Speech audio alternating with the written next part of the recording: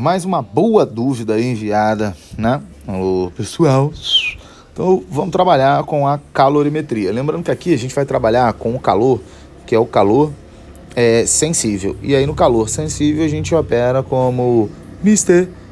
Cat, que é o MC delta T, tá? Vou dar uma passada rápida pra gente dar uma lembrada. Onde M é a nossa massinha, que é até medida em gramas, tá? O Czinho é o que a gente chama de calor específico, tá? E o meu delta Tzão é a variação de temperatura, tá? E o que é o nosso Keller, sempre bom aí pra gente dar uma lembrada, que é o calor sensível, que é o calor para quando muda a temperatura.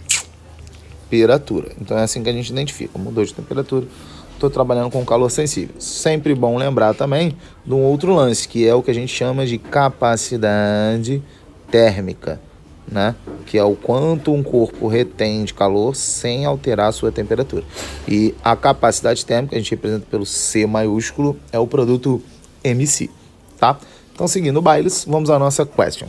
Um calorímetro de capacidade térmica, 5 calorias por grau Celsius, tá? Então, o que quer dizer quando o exercício ele me dá a capacidade térmica do calorímetro? Isso tem uma informação importante, tá? Que é que esse calorímetro, ele participa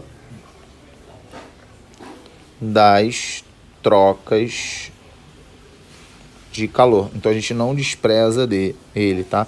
A gente leva em consideração o fato dele também receber calor e também perder calor, tá? Então, seguindo o nosso baile, contém 200 gramas de água a 20 graus Celsius. Eu detalhei aqui tudo da água, né? E até botei uma informação que o exercício você não tem obrigação de gravar, e o exercício deveria ter dado, não deu, que é o calor específico da água vale 1 caloria por grau Celsius, tá bom? Seguindo aí, ao colocarmos calorímetro um bloco metálico, ele me deu a massa do bloco, 500 gramas, tá? Há uma temperatura inicial de 100 graus Celsius. Percebe que eu também detalhei aqui as nossas características do metal, tá aqui, beleza? E temos uma temperatura, ou atingimos o equilíbrio térmico, temperatura de equilíbrio, a 60 graus Celsius, que está aqui a nossa temperatura de equilíbrio, tá? Então, o que é a temperatura de equilíbrio? Né? Sempre bom a gente destacar que a temperatura de equilíbrio é a temperatura final do sistema. Então, no final, todo mundo, né, após envolver as trocas de calor, tem que ter atingido a mesma temperatura. Tranquilo? Então, eu gosto sempre de fazer um esboço que me ajuda a entender a lógica do problema. Então, imagina o seguinte, ó, eu tinha um recipiente, que é o meu calorímetro, com água dentro. E ele estava a 20 graus Celsius. Lá do outro ladão, eu tinha uma esfera de metal a 100 graus Celsius. E eu vou juntar os dois. Então, vai ficar tudo aqui. E eu sei que o equilíbrio acontece a 60. Beleza? Então, o que eu posso entender? Que o meu calorímetro, a minha esfera de metal, ela vai diminuir de temperatura. Então, ela perde calor. Então, um calor envolvido aqui é o calor sensível do metal, porque só envolve mudança de temperatura, tá? Aqui, o que acontece? A água que vai ser colocada aqui, ela vai sair de 20 e vai para 60. Então, essa água aumenta de temperatura. Então, ela recebe calor. Então, eu tenho um calor sensível da água. Show?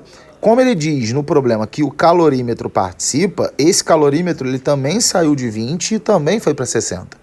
Então, ele também recebe calor. Então, eu vou ter aqui um calor sensível do calorímetro, que é esse cara. Então, eu tenho 3 calores envolvidos. Eu gosto de fazer esse esquema porque ele ajuda a identificar os tipos de calores que estão envolvidos.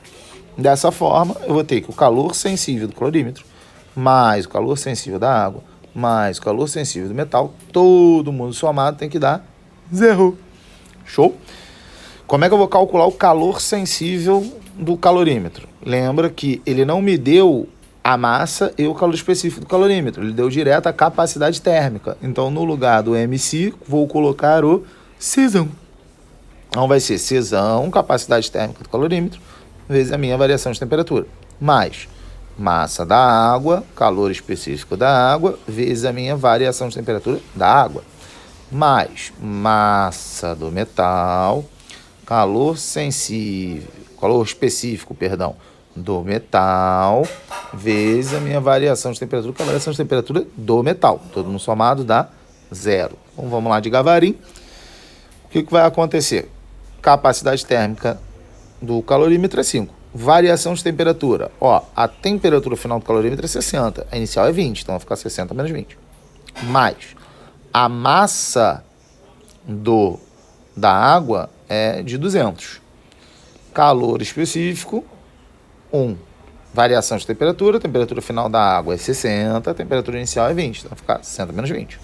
Mais massa do metal, né?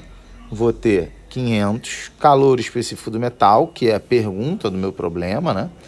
Para atingir o equilíbrio térmico, calcule um calor específico do metal, tá?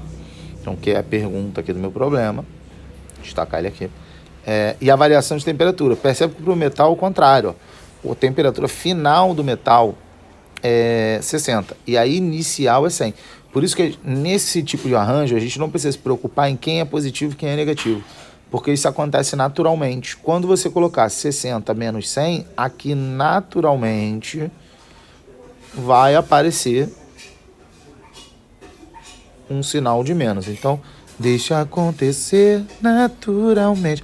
Para eu não ter que ficar fazendo um porrilhão de conta, quando tu chegar nesse momento, a melhor atitude que tu pode tomar é fazer uma simplificação. Ver o que dá para dividir todas as parcelas da equação. Nesse caso, dá para dividir por 5, tá?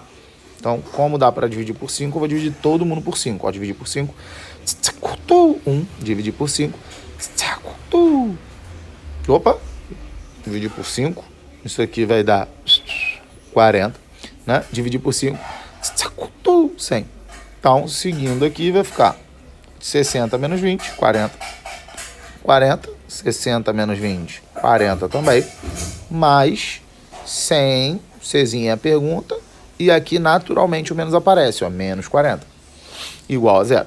De novo, para que eu não tenha que fazer um montão de conta, eu vou dividir todas as parcelas da equação por 40, porque o 40 aparece em todas elas. Então, dividir por 40, menos 1, dividir por 40, 1, dividir por 40, 1. Né?